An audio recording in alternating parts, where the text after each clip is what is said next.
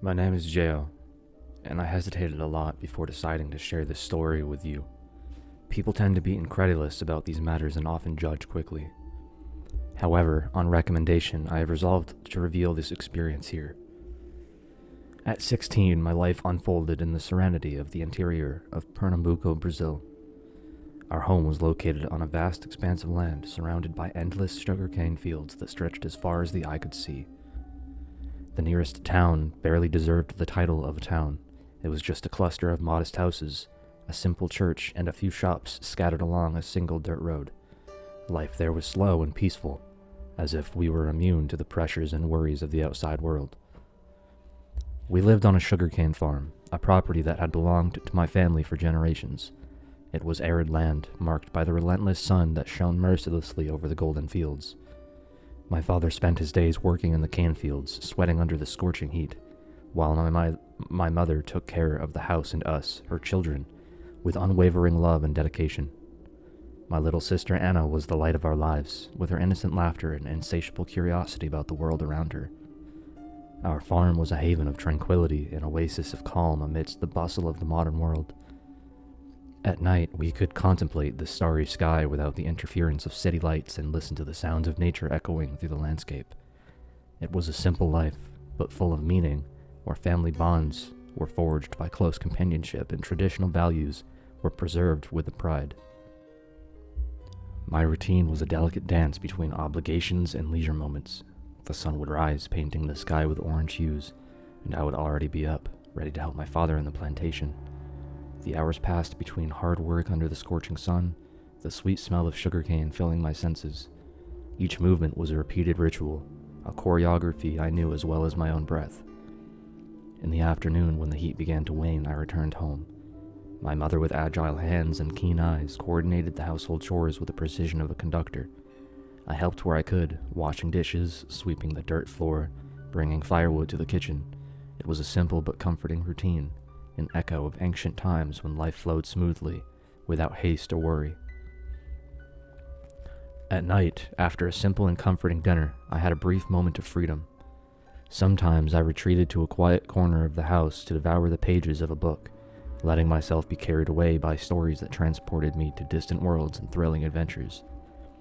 Other times I went out to meet my friends, walking along dark roads under the starlight, sharing laughter and secrets until late into the night. However, this tranquility was abruptly interrupted by something strange and inexplicable. It was on a morning like any other, when the sun rose on the horizon and the birdsong heralded a new day, that my father noticed the marks on the door. They were not simple scratches. They were deep grooves in the wood, as if something with sharp claws had torn the surface with supernatural force. At first, we attributed these marks to wild animals, perhaps a jaguar in search of food or a hungry wolf. But soon we realized that there was something more sinister at play. The marks always appeared during the full moon, as if some hidden power were in tune with the cycles of nature, waiting for the right moment to manifest itself. My family, rooted in the ancient legends and superstitions of the region, began to act cautiously. We placed food outside the house, hoping to appease any disturbed entity beyond the mysterious marks. But to our dismay, the manifestations did not cease. They only diminished in intensity, as if the creature haunting us was only testing our limits, waiting for the right moment to make its next move. As the nights passed and the marks continued to appear, fear began to creep into our hearts. Every unexpected sound, every shadow in the darkness left us tense and alert, fearing what might be lurking beyond the walls of our home. However, the worst part was when my younger sister, only 6 years old at the time, became the target of the creature. She reported hearing whispers in the wind at night, as if someone were outside her window, whispering dark secrets to her.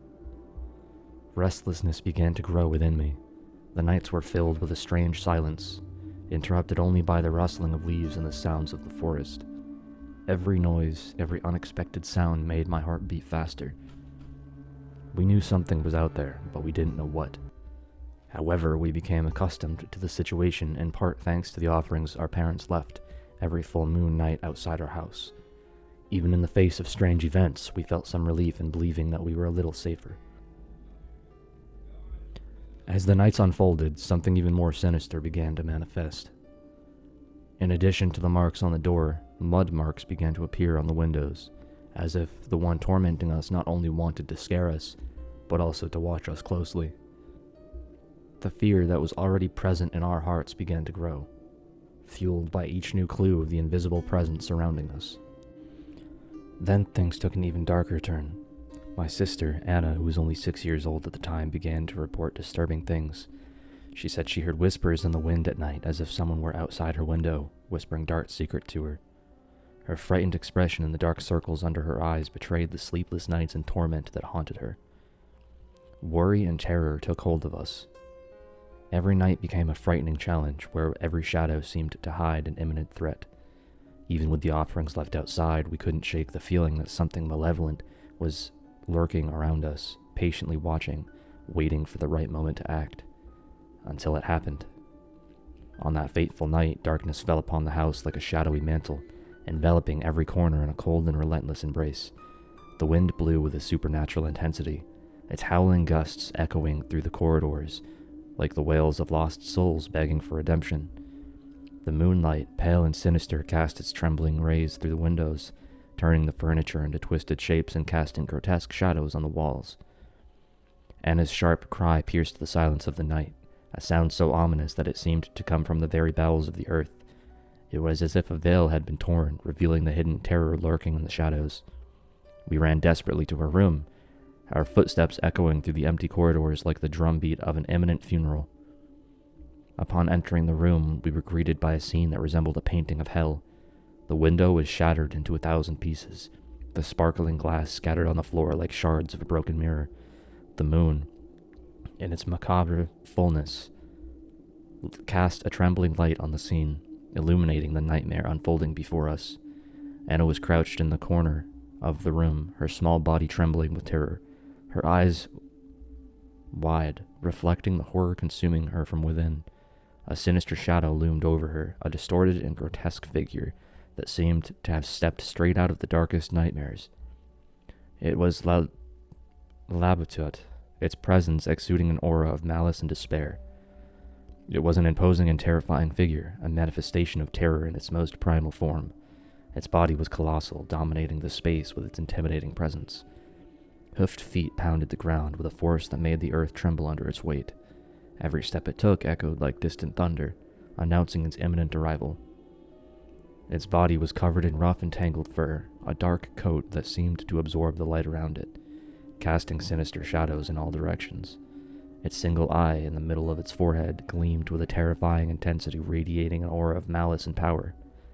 It was as if it could see directly into the soul of those who crossed its path, probing the deepest secrets and fears. The Labutut's mouth was filled with grotesque teeth, each as sharp as a blade, resembling elephant tusks ready to tear its prey apart. A low, menacing growl escaped its throat, filling the air with a sense of imminent terror.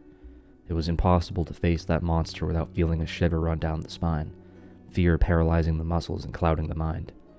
Its movements were agile and silent, despite its enormous stature. It moved like a shadow in the darkness, gliding between dark corners and narrow alleys with alarming ease.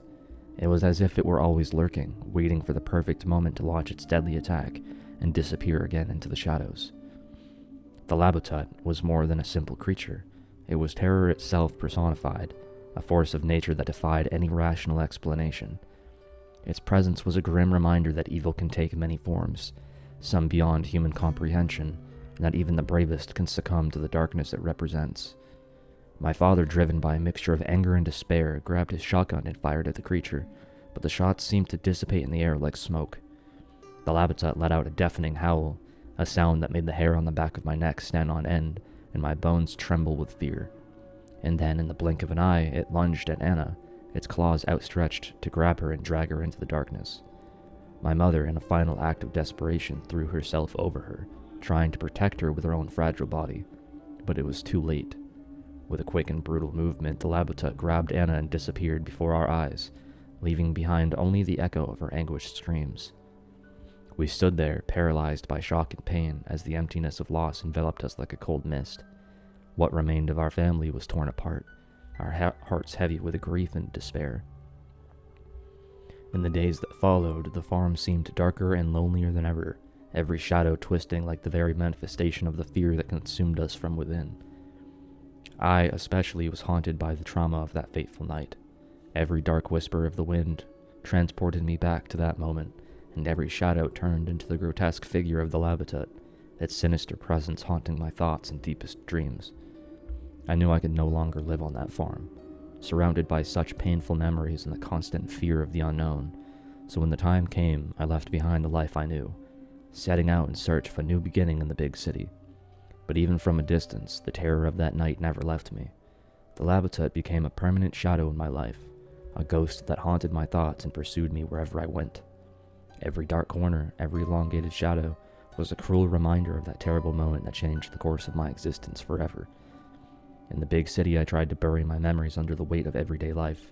I immersed myself in work, keeping my mind busy during the day to avoid the horrors that came at night. But even there, among the skyscrapers and bustling streets, I couldn't completely escape the past that haunted me. The nights were the worst. Wrapped in the darkness of my apartment, I found myself at the mercy of my own dark thoughts. Every creak of the building's structure, every whisper of the wind, made me tremble with fear, transporting me back to that fateful night when the Labatut entered our lives and tore away our innocence and happiness. I tried to find comfort where I could, seeking the help of therapists and counselors who promised relief for my tormented soul, but nothing seemed to completely dissipate the terror that clung to me like a persistent shadow, always present in the darkest corner of my mind.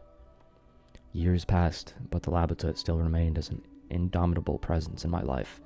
Its twisted face appeared in my most vivid nightmares, its claws outstretched to pull me back into the depths of despair.